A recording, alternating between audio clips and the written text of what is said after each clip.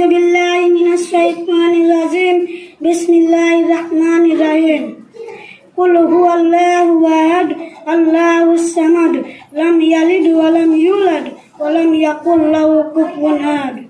सदक़ल्लाहुल अज़ीम। मातम बुजुर्ग और भाइयों, अस्सलाम वालेकुम।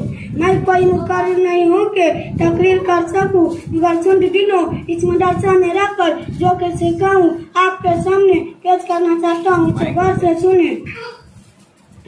मैंने अभी आपके सामने कुरान पाक की एक सूरत की तिलावत की है, जिसका मतलब व मफ़हूम यह है कि है नबी सल्लल्लाहु अलैहि वसल्लम कह दो कि अल्लाह एक है, अल्लाह बेनियाज है, लेकिन न किसी को जाना और नहीं जाना गया और किसी का हमसर नहीं है।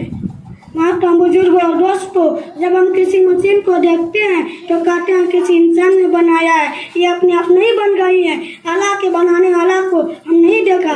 उसी तरह ये चांद, ये सूरज, ये नदियाँ, ये पहाड़, ये आसमान भी किसी ने बनाया है, अल्लाह के बनाने वाला हमको दिखाई नहीं दे रहा है।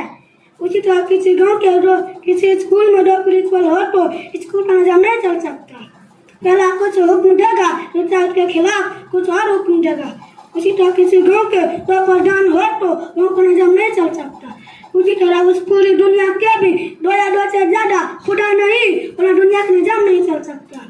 चांद, सूरज, जमीन, आसमान सब अपने अपने कामों को पाबंदी से कर रहे हैं, जिससे पता चल रहा है कि इन सब का मालिक एक ही है और वो अल्लाह रब्बुल इज्जत है।